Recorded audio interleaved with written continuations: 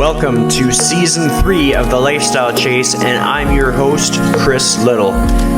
This podcast features high performers who have found a way to live their best life while balancing their health, wellness, friends, and family. To help this podcast grow, please share it on social media, rate 5 stars, tell your friends, and check out the past 140 episodes and counting.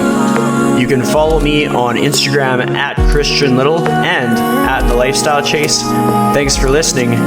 Let's get started. All right, so welcome to The Lifestyle Chase. I am joined by returning guest, Case Kenny, otherwise known as Dude Bro Guy. He last appeared on the show for episode 30 back February 16th, 2019. I remember that episode pretty clearly because we recorded on an evening, and like right after we finished recording, I had to run off to work at the bar. So in the spirit of recollection, can you recall where you were at in life back in February 2019? Do you remember kind of like what was going on for you or anything that stands out? Oh man, February 2019. Yeah, I mean, more or less, yeah. But a lot has changed since then. Like a lot over the past like year and a half.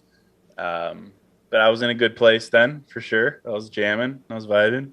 Well, I like that. And I mean, I can really reaffirm how much has changed. It's been really cool for me to kind of watch the growth of New Mindset Who Dis.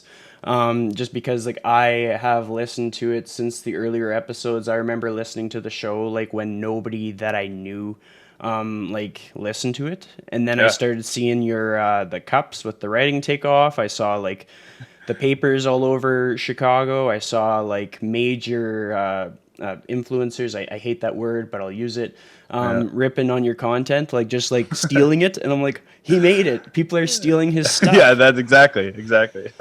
So what was that like to kind of reach that level?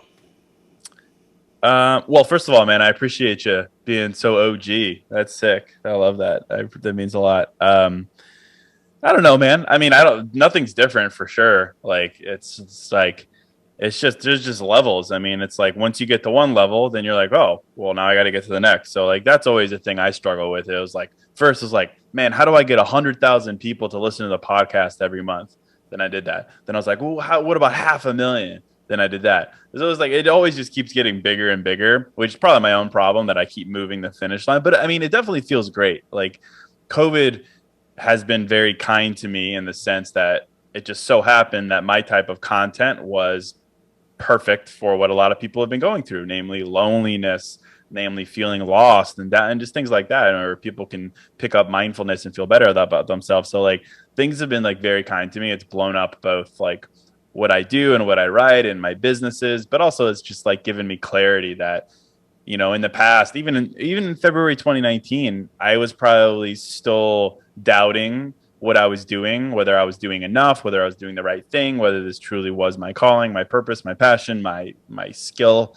But now it's like seeing so many people gravitate towards what I do. It's like, it's tough not to buy into it and be like, wow, man, maybe I am doing what I'm meant to be doing. And maybe I'm good at it. Who knows? Maybe I am actually good at it, because everyone has imposter syndrome. And I've always felt that way. Who am I to give life advice? I don't have life figured out. Who am I to give dating advice? I don't have dating figured out. So all those things, it just felt great, man. It's just like, it feels great to find evidence that you're doing what's right for you and you're helping other people. Like there's no better feeling than that. So I feel really good. And it's been a really fun journey lately. But I mean, I've been doing this since 2014. So you take in mind that 2014 to really end of 2019, I was just like throwing things at a wall, trying to get it to stick. So take that for what it's worth.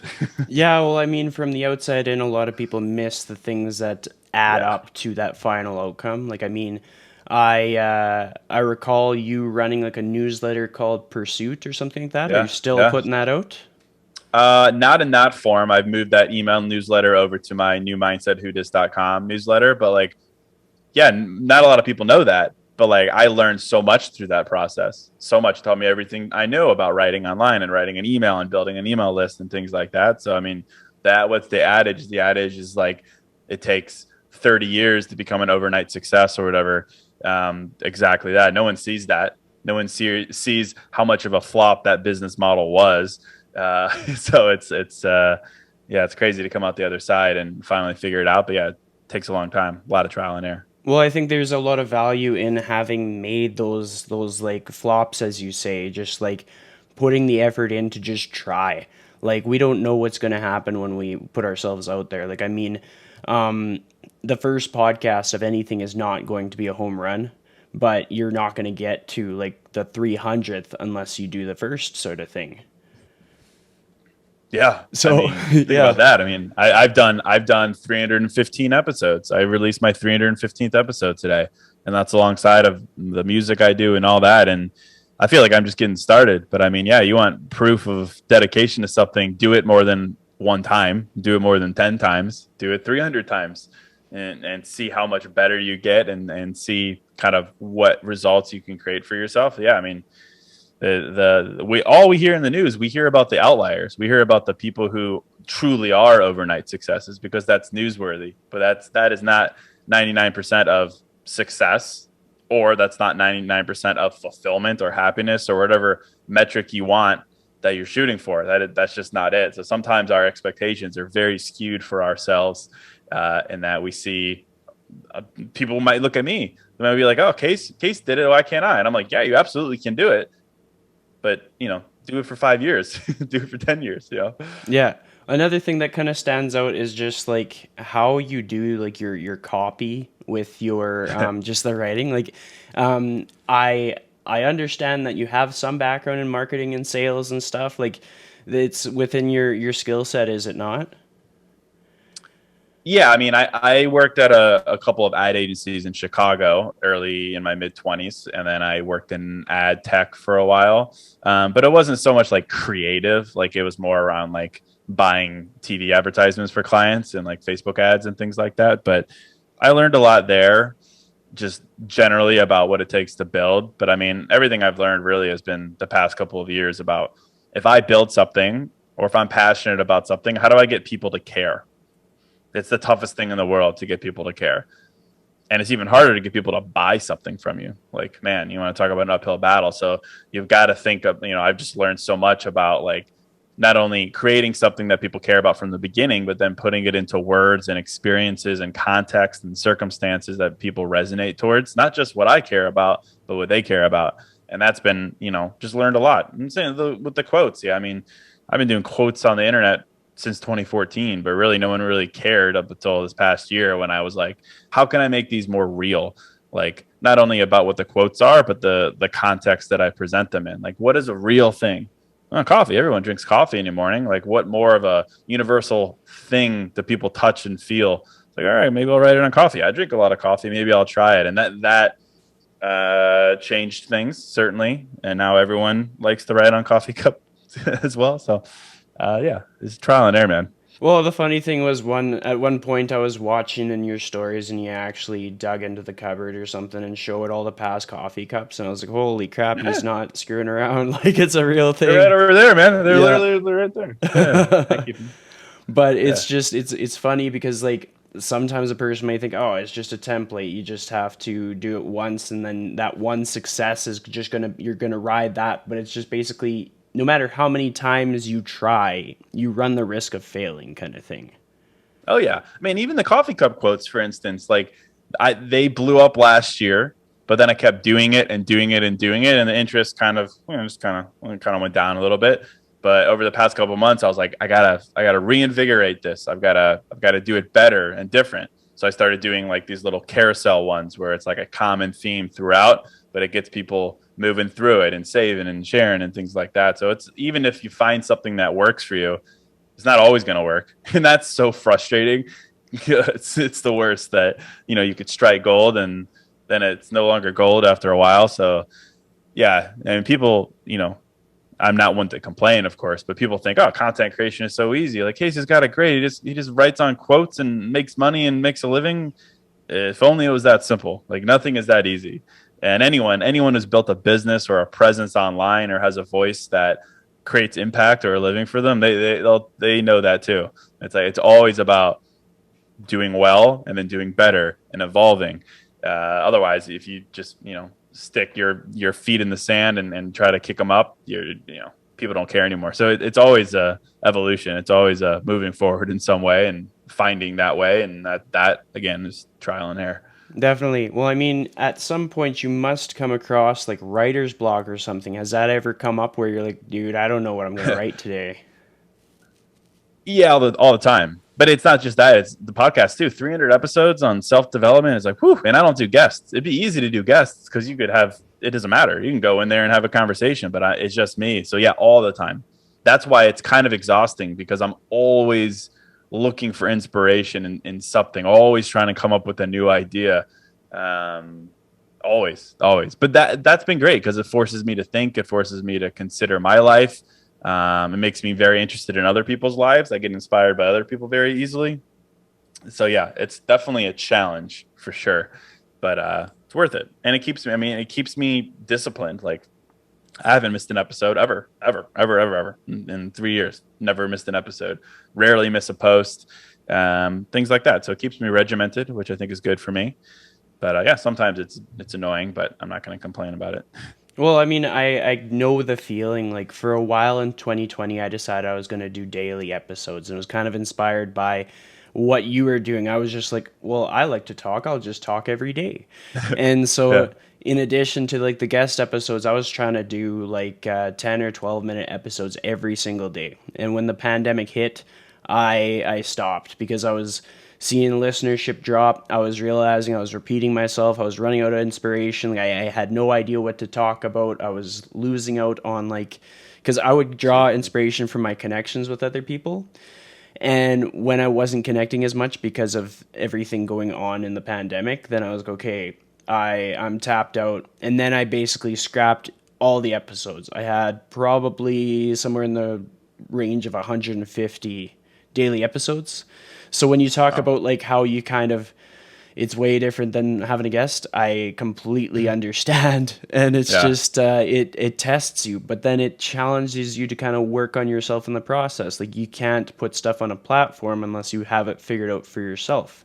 So with that being said, in this pandemic, what's something that you kind of worked on for yourself? Like what's something that improved as a result of pressing forward? Oh man. I mean a lot. I don't know. I just feel like I'm so much more centered in what I'm doing and just like confident. And like so it is a little bit annoying to me that it took like success to do that, to prove that to me. Like it took selling, millions of dollars worth of my book to prove that I'm a success. And I don't like that. I don't really like that because I don't think that should ever be your metric. But like through that, through just this, growth that I've experienced where people really gravitate towards my words and care about them and they resonate with people, like it just gave me more confidence where like previously I just a lot of doubt if I was doing the right thing. Was I investing my energy in something that was silly? And like now it's just proven that I'm not. And it just feels good, of course. I think confidence comes from a lot of different sources. I think success is obviously the ultimate proof of why you should be confident in yourself. But I think, yeah, I mean, over COVID, it's just like I've thrown myself into the art of just everything I do. I mean, wrote 3 books, I built 2 businesses, doing a lot more music, doing podcasts, doing the writing, like all that. It's just like I'm just so output driven, and I think the more that you create, the more proof you have, the more articles in your portfolio you have to be like, look, I created this and it matters and I matter and like my skills and my words matter. So it's just, I mean, much more confident than I used to be. And sometimes it's annoying because I'm too much, but it's been really good. Well, something that kind of stood out as you're sort of like listing off the things that you've done, the music and mindfulness DJ collaborations. That was something that kind of got my attention because it's like you're reaching out to people with like quite the platform that I can imagine would be intimidating to perhaps start the conversation of can we work together? Like amidst all the people that you worked with, who was probably the like the most intimidating that you actually did a project with?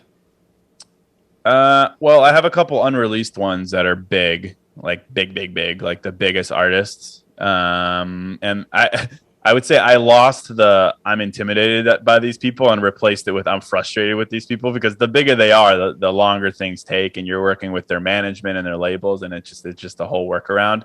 But I mean, I love dance music and EDM and anything electronic. So I mean, the first ones I did with like Griffin and Sam Felt and some of those guys, like Cheat Codes, like those are guys that I've been listening to forever. So just getting that done and hearing them say my name, it was just like weird and cool.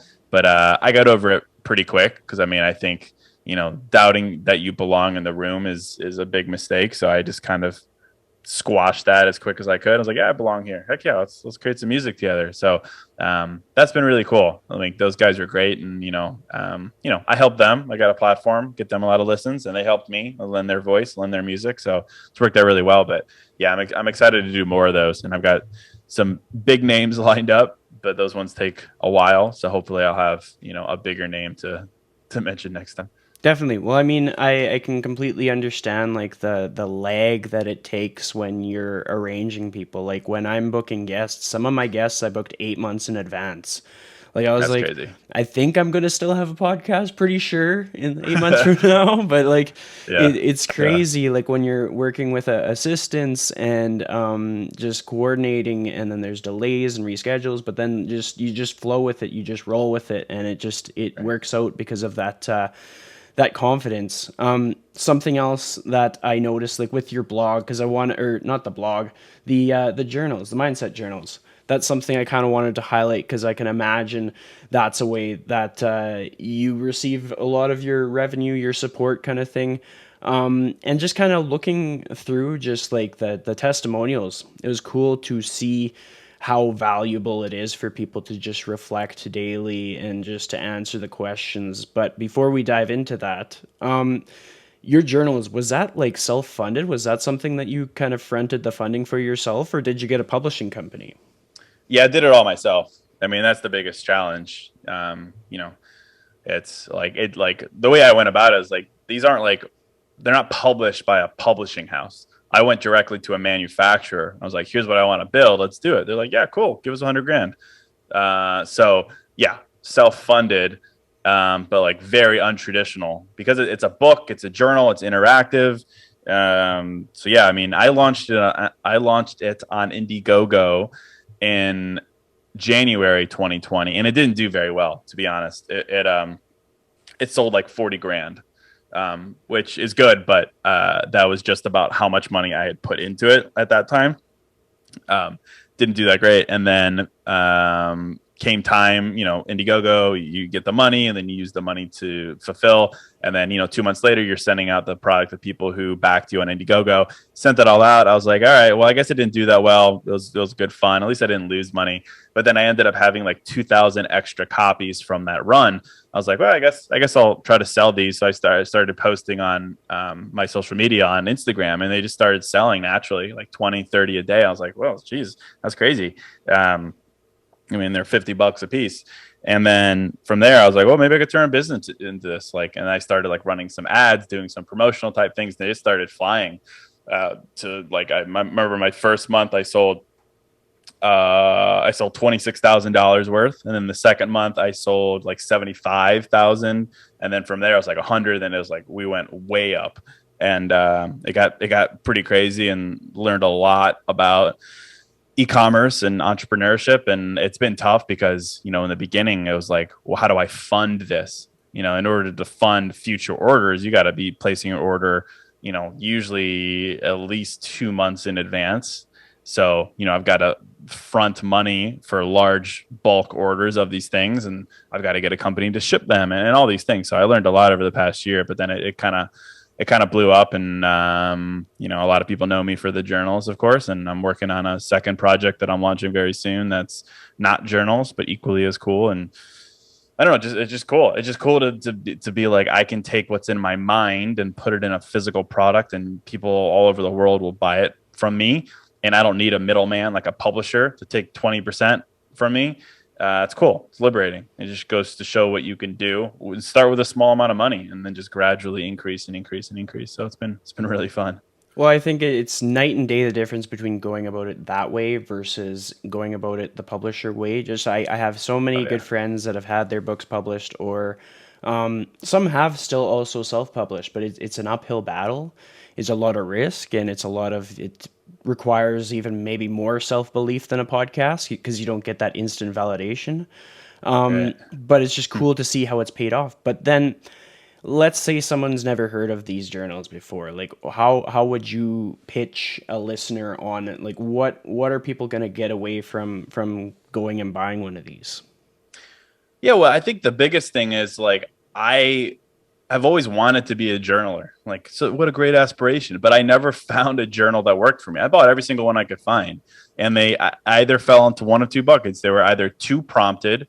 It was like, do this in the morning, then do this at night, and fill this in and fill that in. Productivity, this, productivity, like in your face, just too much. Or it was like, how are you feeling? Write down your thoughts for the day. In my mind, too little. So I was like, I'm a pretty regular guy. I want to be more mindful. I think journaling has the power to really take what's in your head and make it real. I wonder if I took the best of both worlds and created something in a cool, cheeky, visually appealing way, if people would buy it. So that was all it was. And the feedback always has been that it's simple. It only takes 10 minutes. It's a good mix of prompted and unprompted.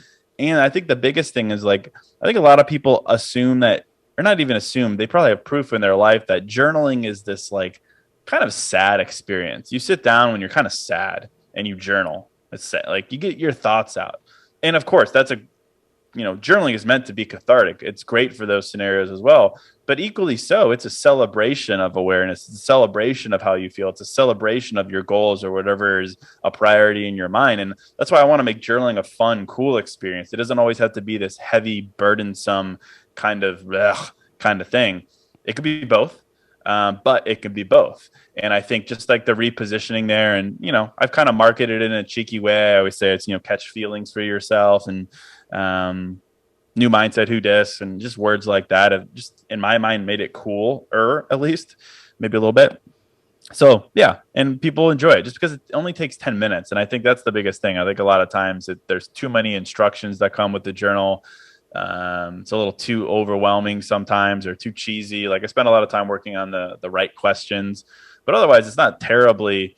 I didn't reinvent the wheel by any means, but I feel like a lot of times you don't need to. You just create something that's better and repositioned, and people get a lot of value out of it. I completely agree. I mean, like people don't need to overthink their ideas that they're putting out into the space or the content that they're creating. And I think it's cool that you kind of went out and just like went for it. Just you realized that there was a missing gap in like the journal space that would connect you with journaling, and you put it in there and just hoped for the best that other people would kind of feel the same. Yeah, I'm thinking back. I remember the exact moment where I had the idea for it because prior I was like, journal. The world doesn't need another journal. Like, how many millions of journals are there? How many millions of guided journals? Thousands, whatever. How many, whatever, hundreds of guided journals are there? There's so many. Who am I to create this? No one's going to care. And I remember, and it's such a silly, reason for me to do something. I had a call with a guy who runs a very large company, and he was like, so what's your plan? Like, what are you doing? What's up? Like, what's your plan? Like, you're big in the mindfulness space. Like, what are you going to create a journal or something? He's like, I think that would make a lot of sense for you. And I was like, nah, man, that's silly. And I remember going back to my apartment later that night, and I was like, maybe that isn't silly. Like, yeah, it's crazy how sometimes you need just a little bit of validation from someone else, or just like the inkling of confidence from someone else to get out of your head and be like, maybe I've overthought this massively. And I was like, screw it, why not? And then the rest is history, I suppose. Well, I think overthinking is a very common characteristic of a lot of people that probably gravitate to both of our accounts. Like, based on the fact that I know so many people that have been liking your posts lately, I feel like there's just common themes, and people are overthinking themselves to the point where they're not doing things that are in their best interests. And I was going back through old episodes. Saw a title that stood out, and it was main character energy. And I think Yeah. that's a great thing for a person to embrace. So like, what is the definition behind main character energy for you? Yeah, so I mean that's a term that's been thrown around a lot, and I saw it the other day, and I was like, "Well, what would I think about that?" I like to do that a lot. That's to our point. It's like I get inspired by what already exists, and then I'll be like, "Well, what if I had to define it for myself?" So I did a whole episode on that. I didn't post. It's like for me, it's just like it's being very type A about your life, like in control of your life. It's always like you want to create an analogy. It's like you are the author of your story. You're writing your story, which means you get to write in other people in your story if you so see fit. But it's like the big takeaway for me has always been it's like, are you in control of your story, writing your story, or are you the type of person who just hopes that someone else who's writing their own story likes you enough to include you in theirs?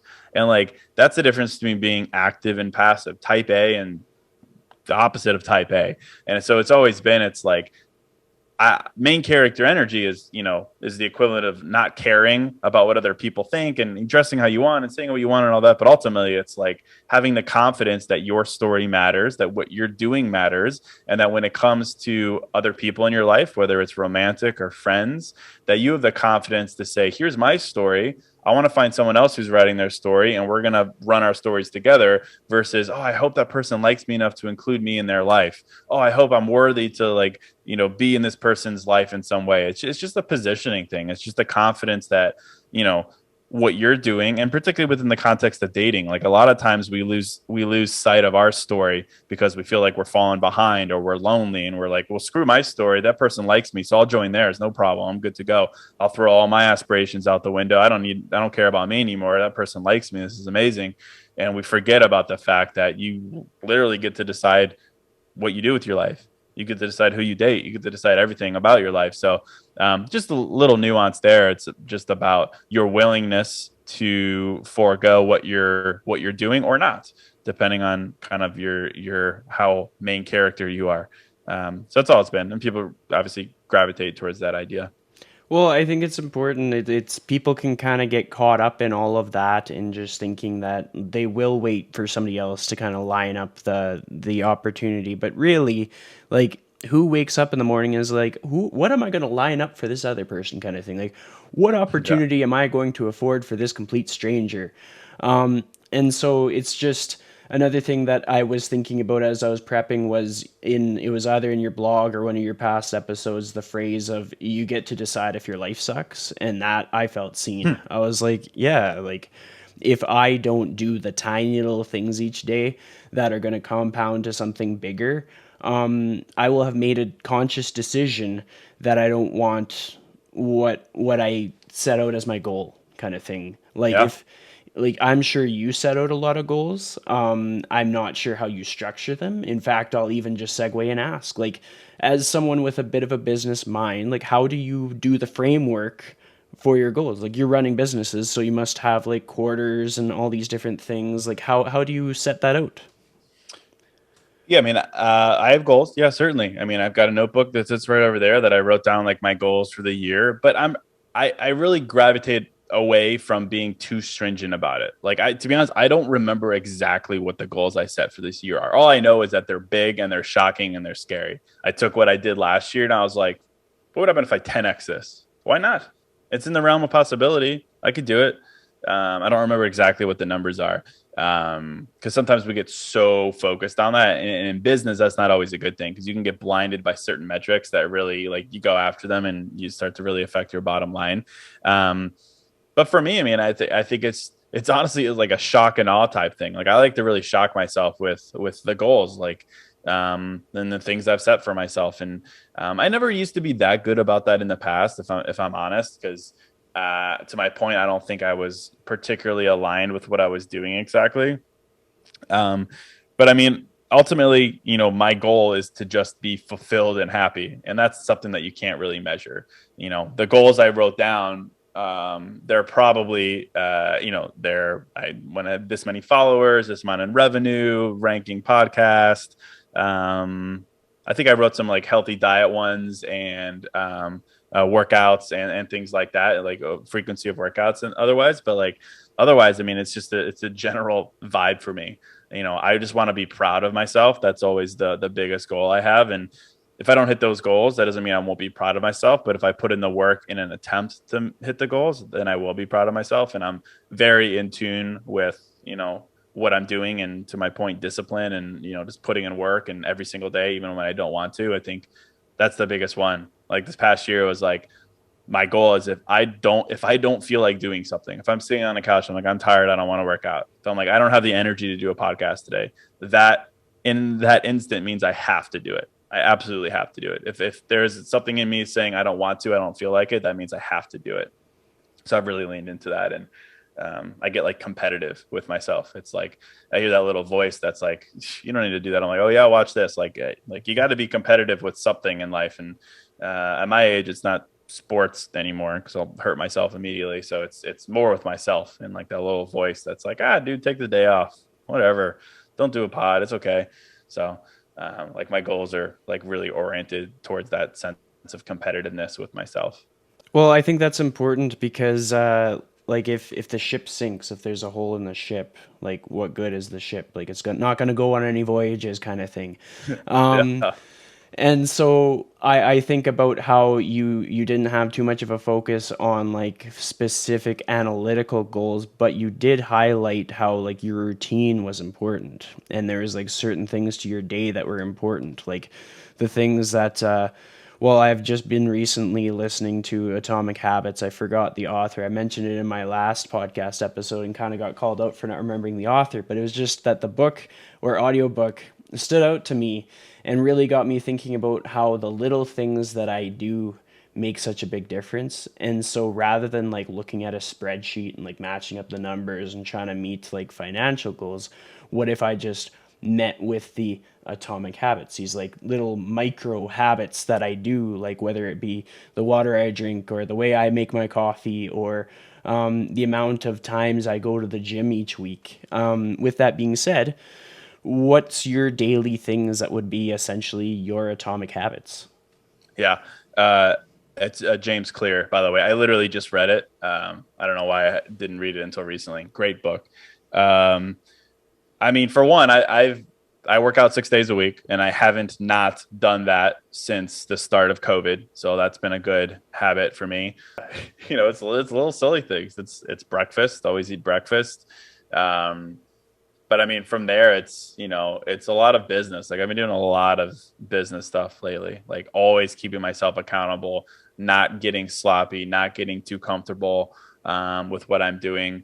Always having a project in the works that I'm working towards, I think has always been important for me. Like this business I'm about to launch, I started in November of last year. Always having that thing to work towards. So I'm not complacent. Always like making my bed, always cleaning the apartment every night, doing dishes, the things like that, like have been big mentally, just something I could always be proud of myself. Um, yeah, I mean that's it. I mean, like I'm privileged to have a lifestyle, I suppose, where I'm pretty free to kind of do things variably as opposed to like going into an office and doing something over and over again. So I think that's a great gift. Like I could wake up and be like, I want to write this today. And then I'll do it. I mean, I spend a lot of time walking around the streets of Chicago taking quote pics, which is just crazy. I'm a grown man doing this, but I always do it. I mean, that's a habit too. Content creation is a habit. I've never missed a post, to my point earlier. So yeah, a variety of things every single day. Well, I mean that kind of highlights a lot of stuff, but the first thing that I thought about was with these non-traditional jobs, like me being a personal trainer, doing a lot of online work, creating content, you being like an author, someone who works with like music and journals and all these things in the online space. Do you ever go to like a family gathering or something and have like an uncle or aunt or grandma or parent or whatever be like, what is it that you really do? Or like, when are you going to get a real job? Have you ever had that conversation? All the time. I mean, older generations just don't get it. They don't get it at all, and that's okay. Like I've given up on trying to explain it. And even like some of my friends don't get it. Like some people who don't understand the internet don't get it. They're like, "Oh, that's cool, Case. You post quotes on the internet. It's cool, man. Good for you." But it's a big business. It's a big business. Like, so some people just don't get it. Some people aren't trained to get it. Either way, I hold, no, nothing against them. Um, But yeah, I mean, it's always been weird because I mean, my mom was a lawyer, my brother was a doctor, so I mean, very traditional backgrounds, and I'm what exactly? I'm not going to say influencer because I don't like that word, so I would say writer. And everyone's like, "Oh, writer." Well, man, that's a painful craft, my friend. So I just leave it at that a lot of the times. Well, yeah, and I mean, writer is pretty safe. There's been writers for centuries. There's Yeah, people can go to a store and hold a book and be like, okay, this is the kind of stuff that he does. So that right. helps. That makes a big difference. You recently had, or maybe not so recently, but a meeting at like Spotify or something. Like, well, what's it like to get to that level, like where you're having those discussions? Not to say that you're walking away with a deal, but that you're talking to those people, kind of thing.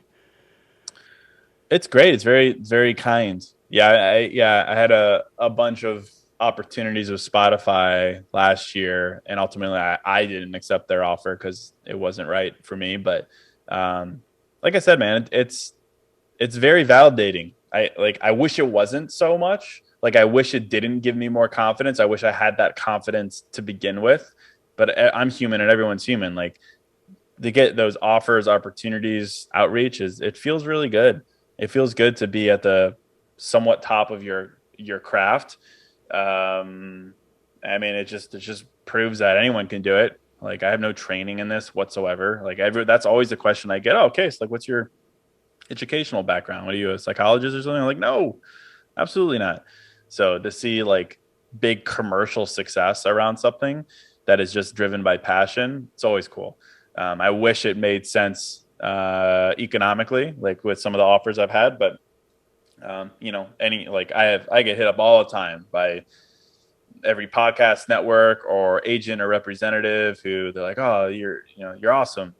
You know, they just want to get in early to capitalize on you at a later point. So, you know, it's just not my vibe, but it feels great. Of course, I'll take every conversation with someone who potentially has some way of furthering my career. Like I always say, I want to be the biggest podcaster in the world. Like that's my goal. Sure. And it's not easy to do that by any means. It requires a lot of luck. Let's be Yeah, real. It requires a yeah. lot of luck. Probably more than any other area of influencing.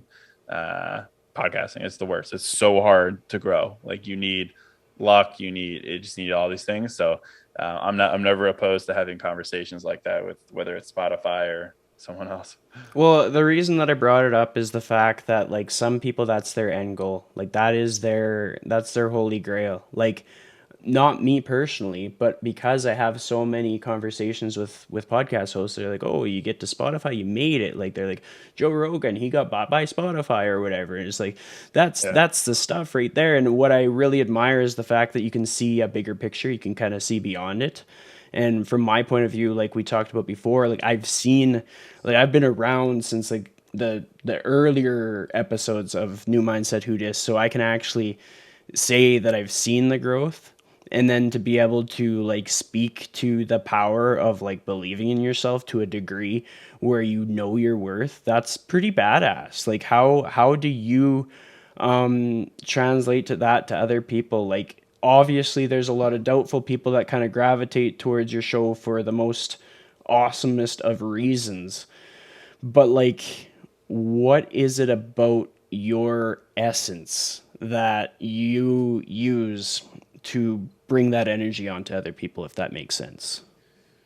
Yeah, well, I mean, I think the biggest thing for me has always been that like I think everyone has the ability to create something in their life. Like I'm not saying everyone needs to be an entrepreneur or even an artist or musician or anything like that, but I think everyone has some inherent creativity in them where they can take something from zero to at least one, if not 10, if not 100. And like I find that to be so powerful. Like I think everyone I find that you know you could find a lot of confidence in something like that and a lot of energy in something like that. Not I'm not saying business building. It could be anything you're passionate about. If you love dogs, if you love fitness, if you like whatever, like we have the ability to create for ourselves rather than just borrowing from other people. And I think that's fine. Like any like I never hate on people who are like, I just want to be normal. I'm just a regular guy. I like fantasy football and golf and whatever. Like I still think you could be incredibly creative and impactful and find energy through that outlet. I just, you know, I feel like a lot of times we just kick the can down the road as far as like the ability to create something in our lives. So like for me, that's that. Like the ability to go from zero to something with something you build in your apartment, just a thought, like that's incredibly inspiring to me. And I feel like a lot of people are inspired by that as well. And I feel like a lot of people relate to me because like I get some hate from some of like my advisors and mentors for refusing to call myself an expert or a guru. Whereas anytime I do TV or interview, they always call me that. And that's just not my vibe. Like I'm very adamant about just being a regular guy. And I feel like people are inspired by that to a certain extent. And because it inspires you to look inward. Like if I'm a regular guy and you're a regular guy and you're listening, then there's really no difference between us. It just comes down to output, and output is driven by creativity, and everyone is creative in some way. So yeah, I really try to do that. And I think the other biggest thing is like we assume a lot of things in life. We assume what is true and what is possible based on what we see and what we read. I think it's great to be inspired by other people. It's great to read a list of what you want in a romantic partner, what you deserve in a romantic partner, what's a red flag, what's a metric of success, but you really don't know anything until you prove it for yourself. So I'm real big on this idea of trying and proving to myself what is possible and what is right for me. Because everyone is unique and nothing is universally true. And there's truly no right way to do anything in life. And I think if we can just knock down that wall of assumption where it's like, this is what's possible because I do this, I feel like people will really realize what I have, that we really do have the opportunity to create whatever we want to an extent in our lives. But it starts with knocking down any assumptions we've previously held. Well, I think it's important that you talked about how you're just a guy, and it's not even to like downplay what it is that you do, but it's that has stood out to me as someone who like using that influencer word that we both hate.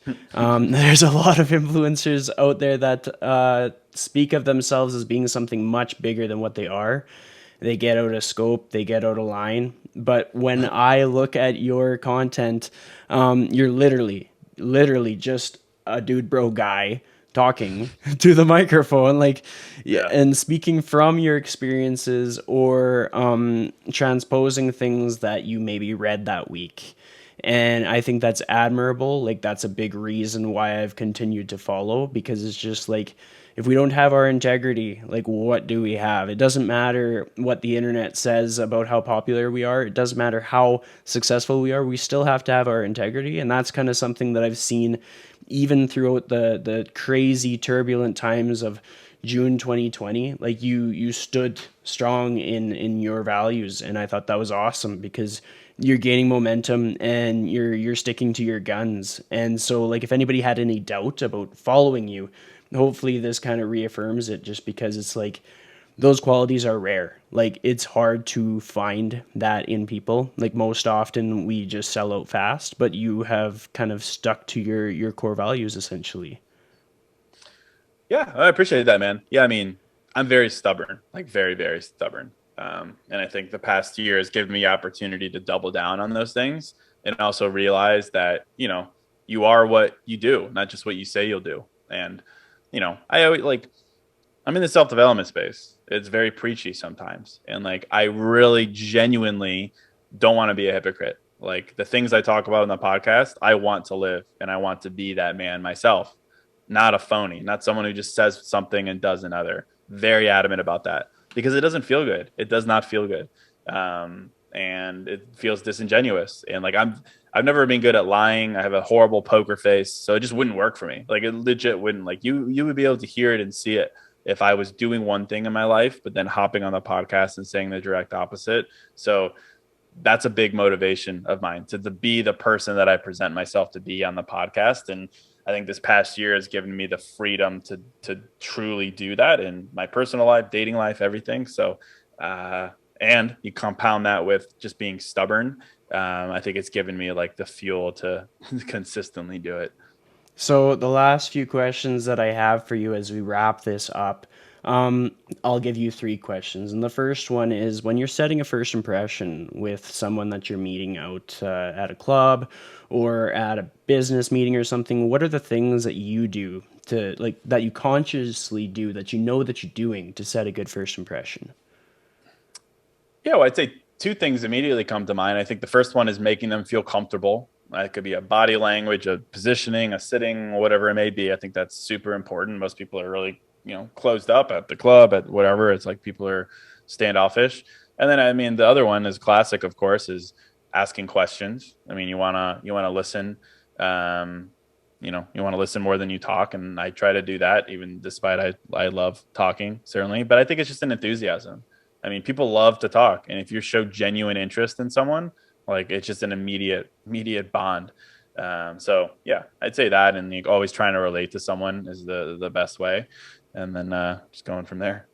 Awesome, awesome. And then the next question is, let's say someone that's listening to this episode recently got their heart broken or they got ghosted, just because I know that that's going to be something on people's minds when they come to this episode. So I kind of want to give them something to work with. Like what words of encouragement or dude bro guy advice would you have for them if you were going to try and like lift them up again?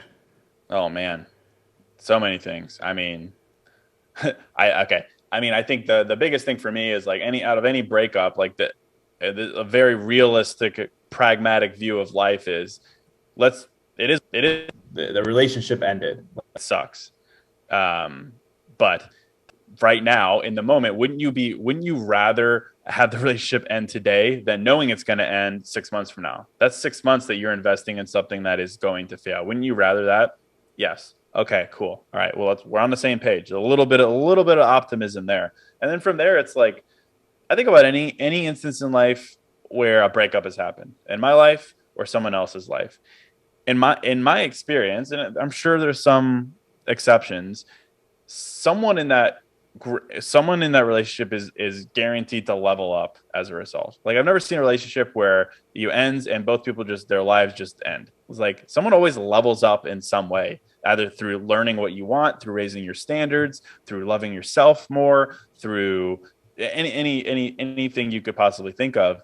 And that starts the day that breakup ends. So I would much rather day one of healing begin today than 6 months from now. So, I mean, it's a small little thing. I mean, it's basically gratitude that the relationship ended today versus 6 months from now. So I always start with that. That's just gratitude. And gratitude is a powerful foundation for growth, of course.